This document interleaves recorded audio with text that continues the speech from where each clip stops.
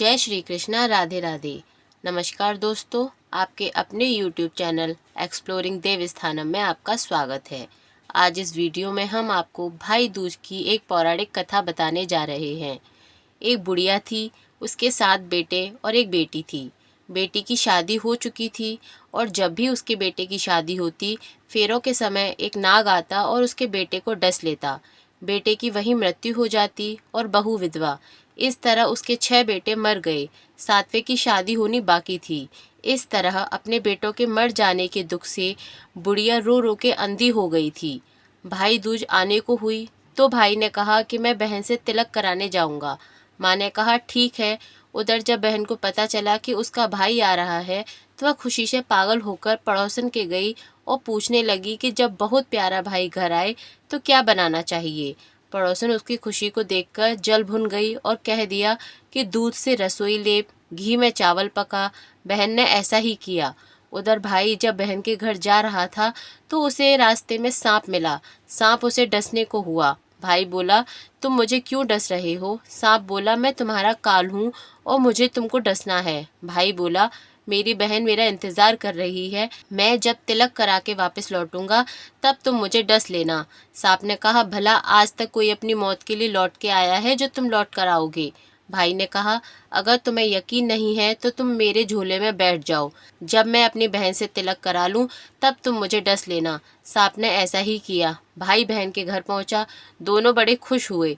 भाई बोला, बहन जल्दी से खाना दो, बड़ी भूख लगी है। बहन क्या करे, न तो दूध की रसोई सूखी और न ही घी में चावल पके। भाई ने पूछा, बहन इतनी देर क्यों लग रही है, तुम क्या पका रही हो? तब बहन ने बताया कि ऐसे ऐसे किया है। भाई बोला, पगली, कहीं घी में भी चावल पके हैं या दूध से रसोई कोई लीपे है? गोबर से रसोई लीप, दूध में चावल पका। बहन ने ऐसा ही किया। खाना खा के भाई को बहुत जोर नींद आने लगी। इतने में बहन के बच्चे आ गए। बोले, मामा मामा हमारे लिए क्या लाए हो? भाई बोला, मैं तो कुछ नहीं लाया। बच्चों ने वह झोला ले लिया जिसमें सांप था। जैसे ही उसे खोला उसमें से हीरे का हार निकला। बहन ने कहा, भैया तूने बताया नहीं कि तुम मेरे लिए इतना सुंदर हार लाए हो। भाई बोला, बहन तुझे पसंद है तो तू ले ले, मुझे हार का क्या करना। अगले दिन भाई बोला, अब मुझे जाना है, मेरे लिए खाना रख दो। बहन ने उसके लिए लड्डू बना के एक डिब्बे में रख दिए। भाई कुछ दूर जाकर थककर एक पेड़ के नीचे सो गया। उधर बहन के जब बच्चों को जब भूख लगी तो माँ से कहा कि खाना दे दो। माँ ने कहा, खाना अभी बनने में देर है। तो बच्चे बोले कि मामा को जो रखा है वही दे दो। तो वह बोली कि लड्डू बनाने के लिए बाजरा पीसा था, वही बचा पड़ा है, चक्की में जाकर खा लो। बच्चों ने देखा कि चक्की में तो सांप की हड्डियां पड़ी हैं। यही बात माँ को आकर बताई तो वह बाबड़ी सी होकर भाई के पीछे पीछे भागी। रास्ते भर लोगों से पूछती, किसी ने मेरा गैल बाटोई देखा, किसी ने मेरा बावड़ा सा भाई देखा। तब एक ने बताया कि कोई लेटा तो है पेड़ के नीचे, देख ले वही तो नहीं। भागी भागी पेड़ के नीचे पहुंची, अपने भाई को नींद से उठाया। भैया भैया, कहीं तूने मेरे लड्डू तो नहीं खाए? भाई बोला, ये ले तेरे लड्डू, मैंने नहीं खाए। ले दे के लड्डू ही तो दिए थे, उसके भी पीछे पीछे आ गई। बहन बोली, नहीं भाई, तू झूठ बोल रहा है, जरूर तूने खाया है, अब तो मैं तेरे साथ चलूंगी। भाई बोला, तू नहीं मान रही तो चल। चलते चलते बहन को प्यास लगती है। वह भाई को कहती है कि मुझे पानी पीना है। भाई बोला, अब मैं तेरे लिए पानी कहाँ से लाऊं?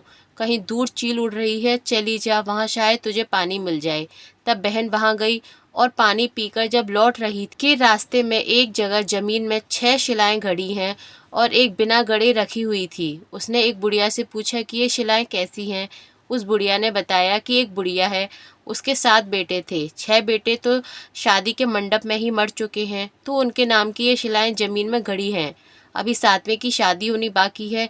जब उसकी शादी होगी तो वह भी मंडप में ही मर जाएगा, तब यह 7वीं शिला भी जमीन में गड़ जाएगी। यह सुनकर बहन समझ गई कि ये शिलाएं किसी और की नहीं बल्कि उसके भाइयों के नाम की ही हैं। उसने उस बुढ़िया से अपने 7वें भाई को बचाने के लिए उपाय पूछा।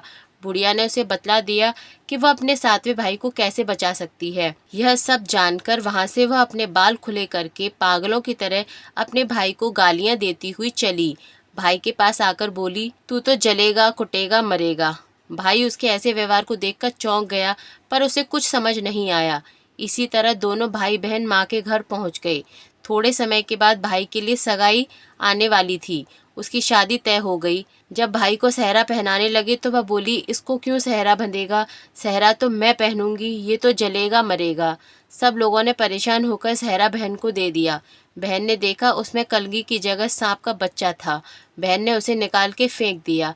अब जब भाई घोड़ी चढ़ने लगा तो बहन फिर बोली, ये घोड़ी पर क्यों चढ़ेगा, घोड़ी पर तो मैं बैठूंगी, ये तो जलेगा मरेगा, इसकी लाश को चील कौवे खाएंगे। सब लोग बहुत परेशान थे, सबने उसे घोड़ी पर ही चढ़ने दिया। अब जब बारात चलने को हुई तब बहन बोली, ये क्यों दरवाजे से निकलेगा, ये तो पीछे के रास्ते से जाएगा, दरवाजे से तो मैं निकलूंगी।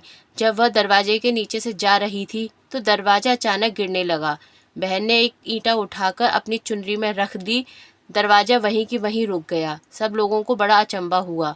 रास्ते में एक जगह बारात रुकी तो भाई को पीपल के पेड़ के नीचे खड़ा कर दिया। बहन कहने लगी, ये क्यों छाँव में खड़ा होगा, ये तो धूप में खड़ा होगा, छाँव में तो मैं खड़ी होंगी। जैसे ही वह पेड़ के नीचे खड़ी हुई, पेड़ गिरने लगा। बहन ने एक पत्ता तोड़कर अपनी चुनरी में रख लिया। पेड़ वहीं की वहीं रुक गया।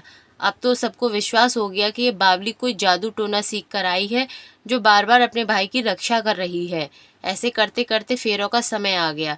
जब दुल्हन आई तो उसने दुल्हन के कान में कहा, अब तक तो मैंने तेरे पति को बचा लिया, अब तू ही अपने पति को और साथ ही अपने मरे हुए जेठों को बचा सकती है।